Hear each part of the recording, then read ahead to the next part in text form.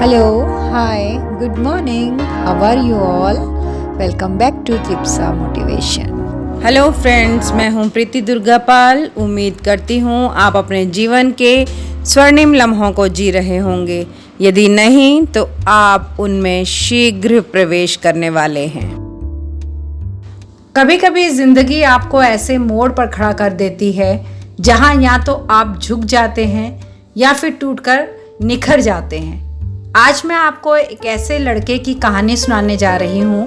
नाम था अर्जुन, उम्र बस 14 साल और सपने बहुत बड़े। सुबह 4 बजे अर्जुन उठता था, स्टेशन की एक चाय की दुकान पर काम करता था, कप धोता, बर्तन साफ करता, ट्रे लेकर प्लेटफॉर्म पर दौड़ता। स्कूल छूट चुका था लेकिन किताबें अब भी उसका पीछा करती थी। चाय के पैसे मिलते थे 100 रुपए रोज।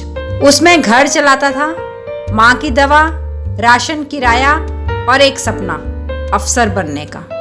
उसकी माँ गरीब लोगों के लिए घरों में खाना पकाती थी। दिन भर हाथ जलते थे गैस पर और रात को आंखें जलती थी बेटे की फिक्र में। एक दिन माँ अपने पुराने मालिक के पास मदद मांगने गई। बेटे की कोचिंग के लिए कुछ मदद चाहिए, सपना देखता है वो अफसर बनने का।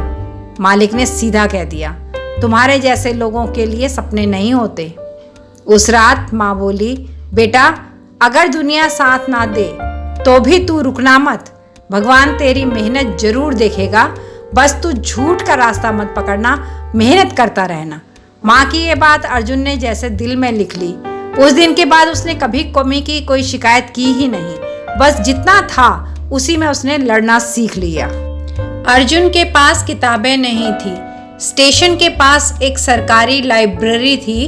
अर्जुन रोज जाता, बाहर से खड़ा रहता क्योंकि मेंबरशिप के 100 रुपए देने को भी नहीं थे। लाइब्रेरियन ने देखा, एक दिन बुलाया, तू रोज आता है, अंदर क्यों नहीं आता? अर्जुन बोला, पढ़ना चाहता हूँ पर मेरे पास पैसे नहीं हैं। लाइब्रेरियन मुस्कुराया, आज से तू मेरा मेहमान है, पढ़ जितना पढ़ सकता है। उस दिन अर्जुन को समझ आ गया, जब आप सच्चे दिल से कुछ चाहते हैं तो ब्रह्मांड आपके लिए रास्ता खोल देता है। एक दिन स्टेशन पर अर्जुन किताब पढ़ रहा था। वहीं प्लेटफॉर्म पर बैठकर स्टेशन मास्टर साहब ने देखा और बुलाया। पूछा, क्या पढ़ रहे हो? अर्जुन बोला, IAS की तैयारी कर रहा हूँ, अभी खुद पढ़ रहा हूँ, किताबें उधार में मिल जाएंगी। स्टेशन मास्टर मुस्कुराए, बोले, तेरे इरादे साफ हैं, कुछ करूंगा तेरे लिए। और उस दिन से अर्जुन रात को स्टेशन मास्टर का मोबाइल लेकर YouTube पर कुछ टॉपर्स के इंटरव्यू सुनने लगा। एक दिन एक टॉपर के वीडियो पर उसने कमेंट किया, I want to become like you but I don't have resources। 2 दिन बाद उसी टॉपर ने रिप्लाई किया, Send your contact, I will guide you for free।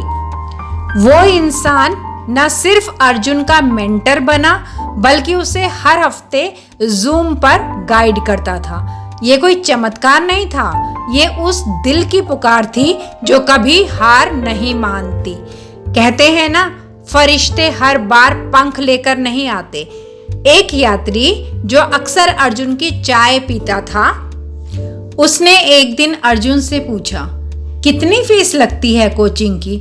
Arjun ने कहा, पता नहीं लेकिन हजारों में होती है। उस मुसाफिर ने कहा, तू पढ़, पैसे हम देंगे, मैं और मेरे कुछ दोस्त मिलकर तेरा खर्चा उठाएंगे।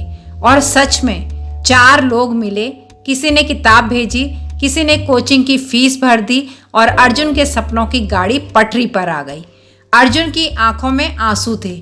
उसने जाना, सब कुछ खत्म होने से पहले कोई ना कोई किरदार जरूर आता है आपकी कहानी में जो कहता है, चल मैं हूं तेरे साथ।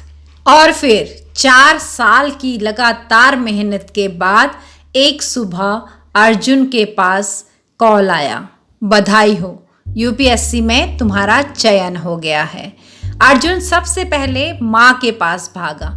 माँ ने रोते हुए सिर्फ इतना कहा, अब मुझे रोटियां नहीं बेलनी बेटा, तू रोशनी बन गया है हमारे जैसे हजारों घरों के लिए। देखिए, अर्जुन कोई सुपर हीरो नहीं था, ना उसके पास पैसे थे ना पहचान, बस एक सपना था। और उस सपने को पकड़कर जीने का एक जिद्दीपन। आपके घर में भी कोई अर्जुन हो सकता है। उसे सिर्फ थोड़ा यकीन, थोड़ा साथ और बहुत सारा प्यार चाहिए। अगर अर्जुन जीत सकता है तो आप भी जीत सकते हैं। मत डरिए, हालात बदलते हैं, बस चलना मत छोड़िए। यूपीएससी इंटरव्यू में सवाल पूछा गया, तुम्हारी सबसे बड़ी ताकत क्या रही? अर्जुन ने जवाब दिया, मुझे हमेशा कोई ना कोई ऐसा मिल गया जिसने मुझे गिरने नहीं दिया, पर मैं उन तक पहुंचा सिर्फ अपनी एक जिद के कारण। क्योंकि मैं रुका नहीं, इसलिए हारा भी नहीं। आप भी अगर सच्चे मन से चलेंगे तो रास्ता मिल जाएगा, साथी मिलेंगे और मंजिलें भी। रुकिए मत, लोग आपके जैसे की तलाश में हैं। किसी को प्रेरणा चाहिए, किसी को मदद चाहिए और किसी को अर्जुन जैसा जुनून चाहिए। जिंदगी कभी किसी की थाली में सजी हुई नहीं आती। किसी को माँ की आंखों की नींद बेचनी पड़ती है तो किसी को स्टेशन की चाय में अपने ख्वाब घोलने पड़ते हैं।